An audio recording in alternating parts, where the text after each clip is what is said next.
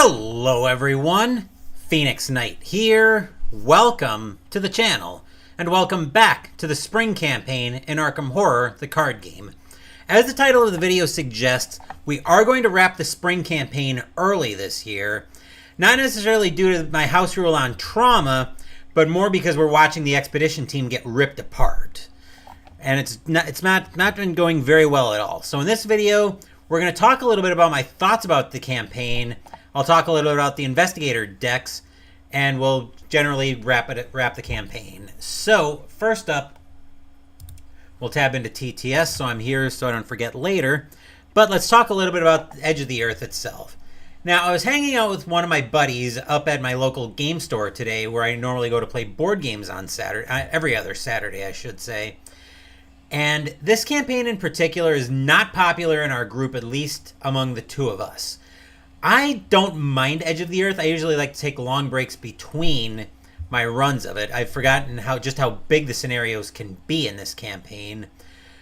But it's not, I don't know, it's just not really. There's only 4 scenarios in Edge of the Earth. I think actually there's 5 scenarios in Edge of the Earth. But they make up for that in splitting several of the scenarios into multiple parts. Like Ice and Death is split into 3 parts. There's also the Fatal Mirage that you can play through potentially a couple of different times. So in a way, it's the same number of scenarios, but they break it up into multiple parts. So they kind of milk it that way for this campaign. Thematically, I do like this campaign. Rather than having one overarching threat like your Haster or your Yig or something like that, it's more of a group threat in the Elder Things.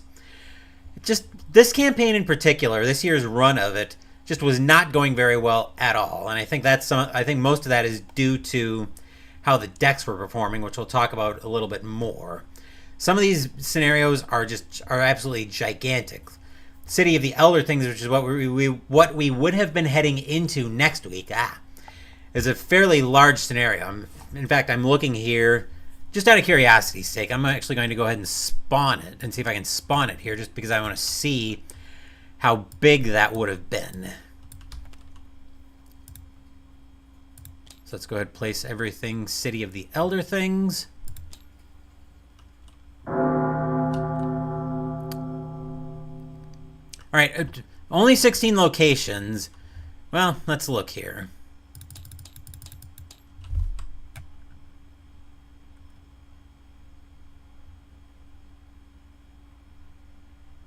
Let's see here. Come on. Okay, so it looks like it would have actually survived on this table, on this board, but still, it would have been a very sizable scenario. But yeah, like I said, we would have had the space in here to do it, but actually that version. Okay, this version wouldn't have fit in here if we ended up with version 2. Version 3 also probably wouldn't have fit, so it would have been a total nightmare to spawn everything in here. Actually, let me see something.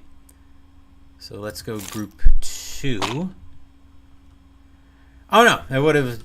I was expecting it to be on the specific cards, but nope. Looks like we're all fine there. So it actually would have fit in here, but still, it was going to be a sprawling scenario. And that's the thing with Edge of the Earth. The story's actually fine, but the scenarios are just massive. But that'll do it for my ramblings on the campaign itself.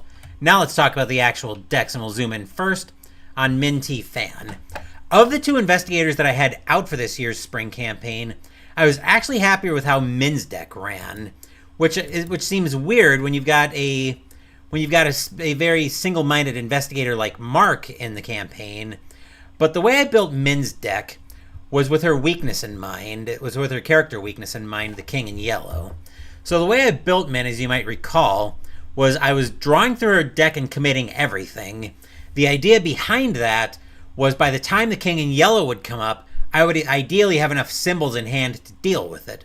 And the one time I did find the King in Yellow in my hand and had to deal with it, Indeed, I did have enough symbols to deal with it, so I was able to get rid of it that way. I was pretty happy with how Min was going through the campaign when we decided to wrap the campaign early. What I would have loved to be able to do was upgrade the Forbidden Tome, because we did manage to translate that in the first scenario of the campaign. But I never really had a chance to explore that, because we just didn't get the experience that I needed, and some of that was on me for not playing through all the parts of Ice and Death. But the way I had this content schedule structured, I didn't put in extra time for the other scenarios. So yeah, again, that's on me on how the scenarios went. But like I said, I was pretty happy with the path I had Min on, and I would have loved to have explored more with it.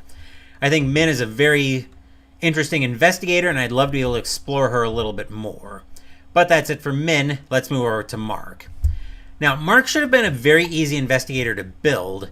Leaning into that combat of 5 should have been a no-brainer. Build him as a straight monster puncher. For whatever reason, I just couldn't make Mark work in this campaign, and maybe it's his build being different enough. But yeah, of the two investigators, I was definitely closer to wanting to blow Mark's deck up and start over from scratch, aka Akachiing a deck. I didn't through the first campaign, but I definitely wanted to coming out of the second scenario.